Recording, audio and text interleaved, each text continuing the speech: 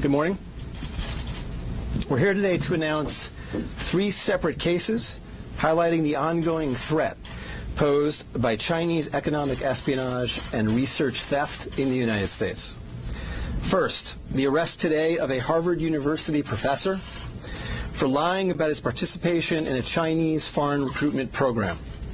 Second, this morning we have unsealed a separate indictment of a Chinese national working as a scientific researcher at Boston University who failed to mention on her visa application that she is also a lieutenant with the People's Liberation Army.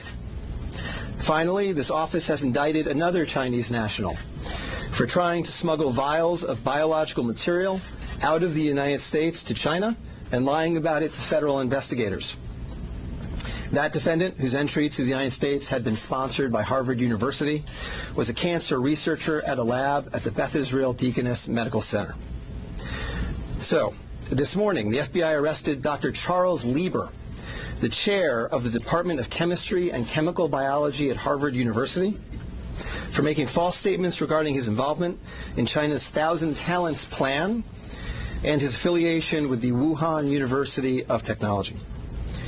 The complaint alleges that Dr. Lieber signed a contract with the Chinese university in Wuhan and was paid up to $50,000 per month, plus up to $158,000 in living expenses, and awarded more than $1.5 million to set up a research lab at the Chinese school and work there on researching nanotechnology.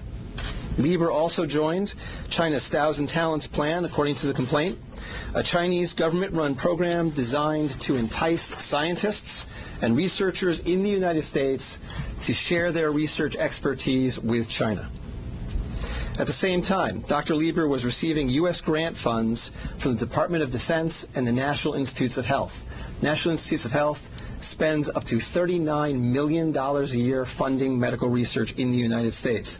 Those programs required Dr. Lieber to disclose if he was working with, including receiving funding from, any foreign power. When questioned, Lieber hid his involvement with the Chinese entities, including specifically disavowing any connection to China's Thousand Talents Plan. Meanwhile, based on the complaint, it appears that China paid Lieber hundreds of thousands of dollars over the years for his involvement with the Chinese entities and for his work on research for Chinese gain. Also today, a federal grand jury indicted Yanqing Ye, a Chinese national, with lying on her J-1 visa application, making false statements to Customs and Border Protection, conspiracy, and being an unregistered agent of the People's Republic of China. According to court documents, Ye is a lieutenant in the People's Liberation Army, but she concealed her military connections while employed as a researcher at Boston University's Department of Physics, Chemistry, and Biomedical Engineering Center for Polymer Studies.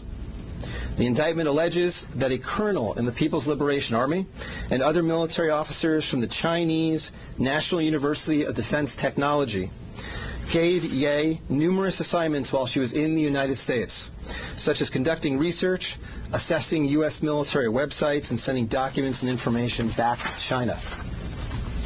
In April 2019, Ye was questioned by customs officers at Logan Airport on her way to China. According to the indictment, she lied about her involvement with Chinese military projects. A border search of her electronic devices showed that Ye had compiled information for the People's Liberation Army about 2 U.S. residents with expertise in robotics and computer science.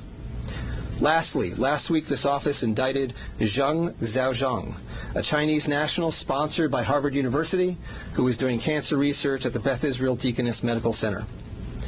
Zheng was charged with attempting to smuggle to Beijing vials of biological material, along with other research materials that he had stolen from the lab at the Beth Israel, where Zheng was working on cancer cell research. Before he boarded his flight, customs officers discovered 21 vials of biological material in a sock in his baggage.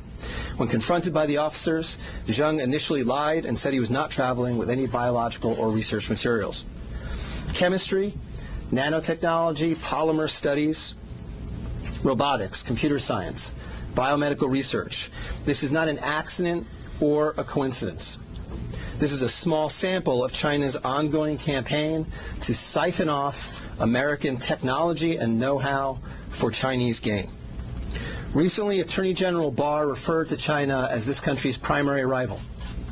Similarly, FBI Director Chris Wray recently told Congress that right now there is no country that poses a greater counterintelligence threat to the United States than China. Through the use of not only traditional intelligence officers, but academics, researchers, its own private citizens, China is engaged in a massive, long-term campaign to steal U.S. research and technology for its own uses.